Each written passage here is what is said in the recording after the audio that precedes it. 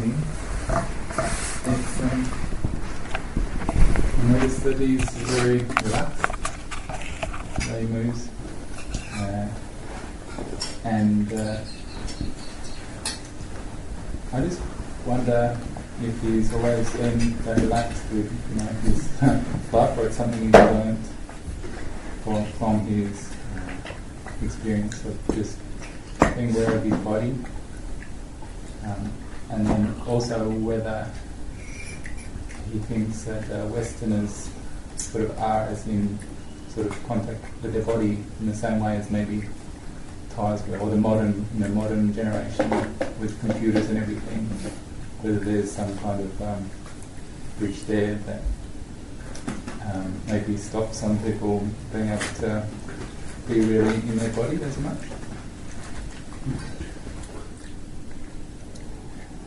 His first answer was, he's not doing anything special, this is just the way he is. And it's always been like this. Second answer was, the reason people are out of touch with their bodies or unmindful of their bodies is because their mind is not with themselves, it's out there, it's going out to the world, getting caught up in the world. So they're not with themselves, really, they're not aware of themselves. And technology sort of facilitates the outgoing of the mind away from oneself to external things.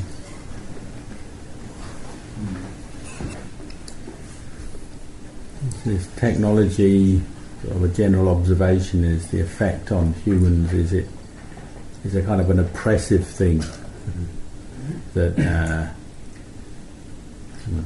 can't remember what he said after that. But then it has an oppressive effect on the mind. What did he say after that? Tanya? He said something else. What was the third right there?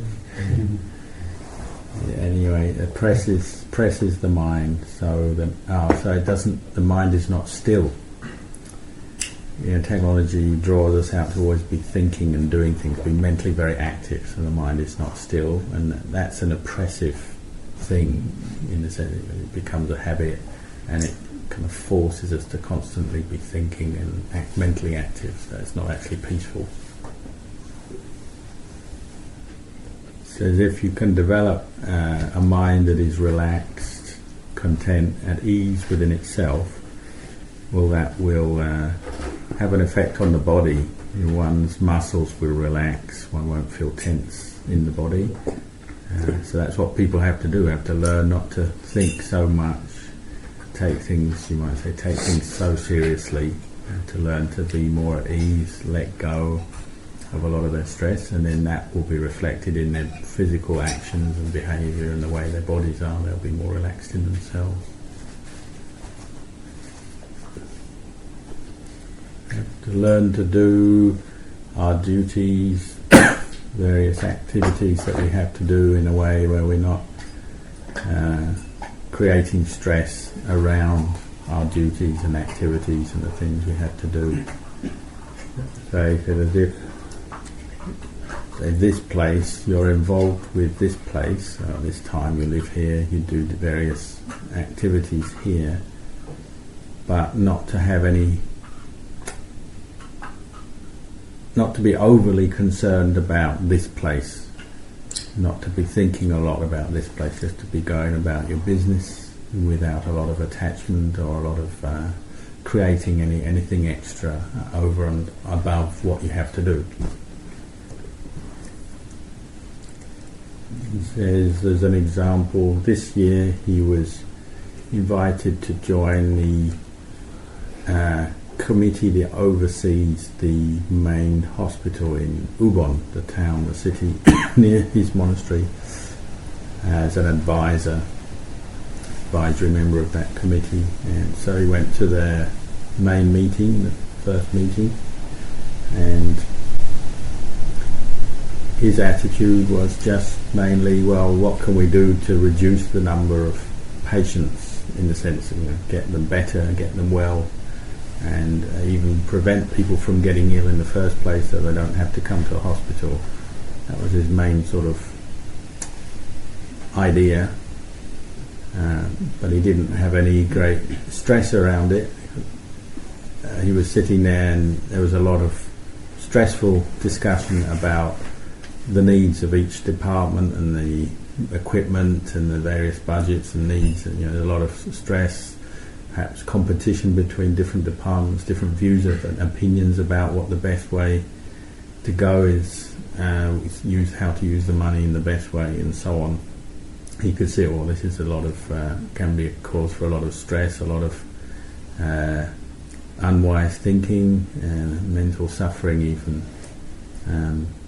And he noticed, if you get caught too much into that, he said, obviously everyone understands you need to administer the hospital, you need to use the budget, you need to make decisions about spending on equipment and facilities and so on. Everyone understands that. But if you get too caught up in it, it's a never-ending source of suffering, because you're just endlessly thinking about how things should be done, the better way to do it, different views and opinions, endlessly discussing, even arguing differences of opinions, and there's no end to it.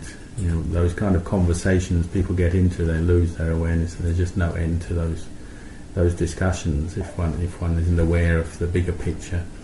So I think he was indicating he went in there with a kind of trying to just give the bigger picture that yes, we want to cure the people and even prevent them from getting sick in the first place. But there's no need to create a lot of stress around how we do that. That's the example he gave.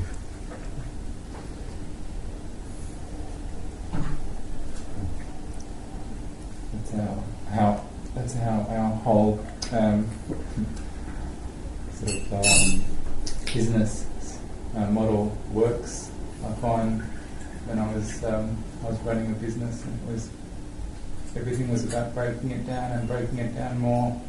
The health and safety person then had to go through, and the entire work, like so much of my effort was drawn into just trying to. You could never satisfy every rule. Like, there was no way. It was impossible. And so you have to have this line that you draw, that how much energy you can put into each thing, then trying to get everything to continue with everything not quite satisfactory in what they're asking of you. This is the suffering of someone who runs a business or an organisation, and usually people try to solve it by constantly making more rules, more policies, to try and control and manage everything, but in the end it actually comes back on them and it makes things very difficult, because there's so many rules and so many policies, and they're sort of often conflicting.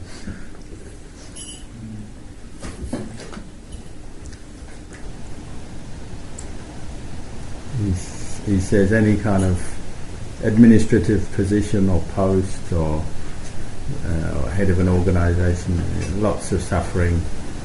We think a lot, stress a lot. People on the outside look at that person in the leadership role and think, oh, they must be really happy and it's really good and they're successful, but usually it involves a lot of stress and difficulty trying to do that job, unless one practices in the way of the Dhamma. So he says he has a role, he's the abbot of a very large monastery, but he says he does it as if there's no abbot.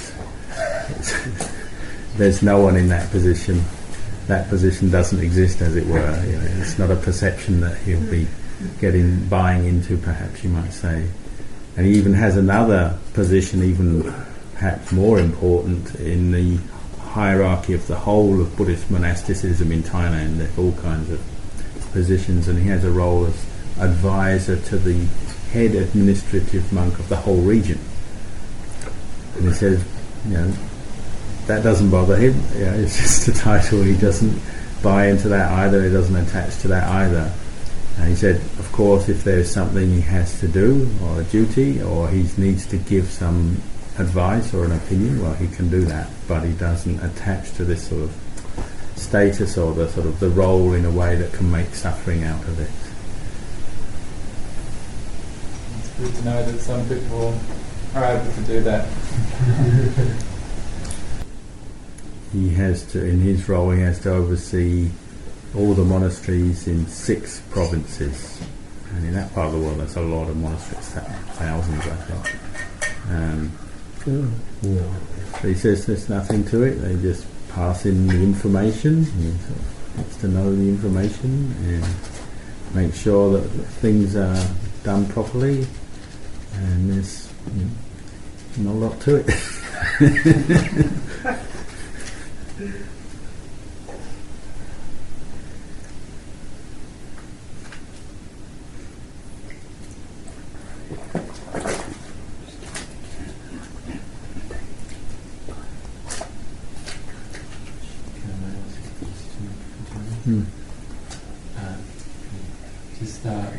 How do we determine what's essential and non-essential, and what's essential, so to really sort of get a bit stressed out about getting it right, perfectionistic, and what is the stuff that we don't have to worry about attaching to?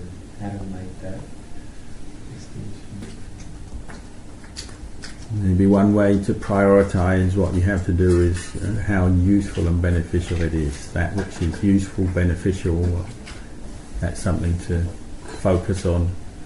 Something that's not useful, not beneficial, or you can leave that or ignore it, or it's not a priority.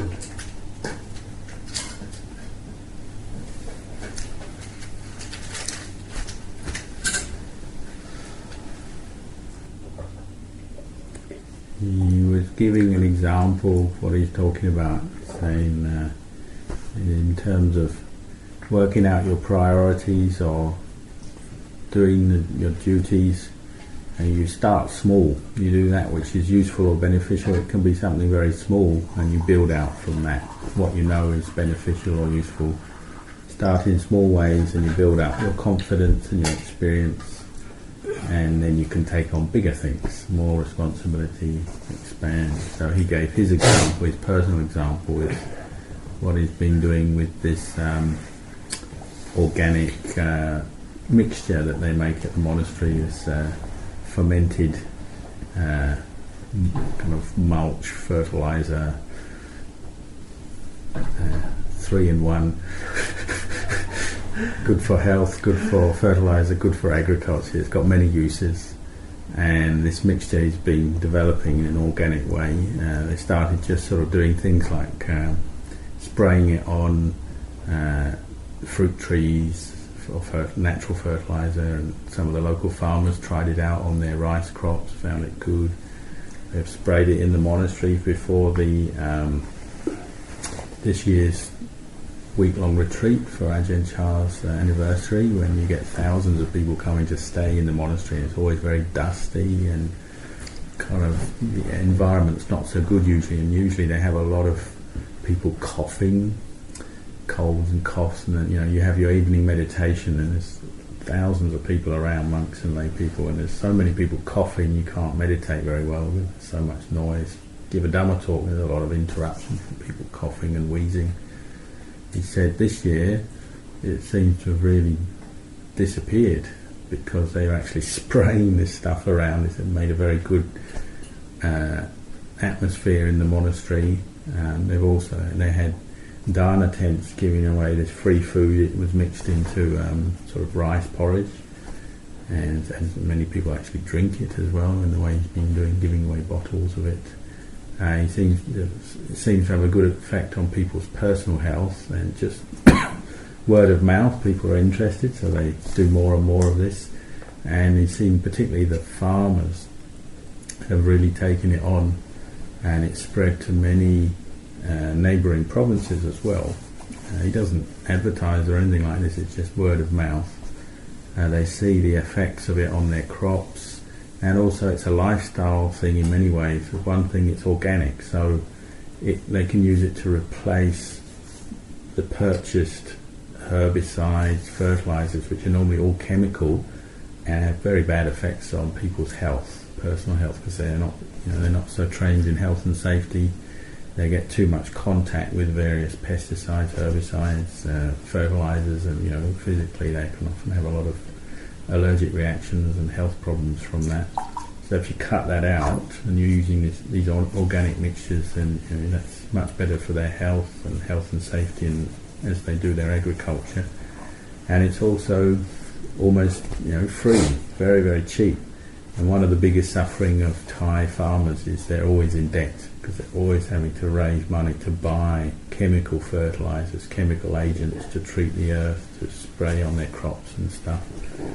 And this is helping to reduce that dependence on borrowed money. So a lot of them are less stressed than before. So it's helping them in so many little subtle ways that it's becoming quite popular. From just one sort of small experiment he did in the monastery, well, it's now sort of gone out and people are seeing it's quite useful, both physically for their health and then for their environment and just for their peace of mind. It has many benefits. But it started as something very sort of small and just a tentative little project he did, and now it's becoming much more popular. So I gave that as an example of how you can do things in a small way, and then gradually maybe it becomes more, has more of an impact in your life or in other people's lives.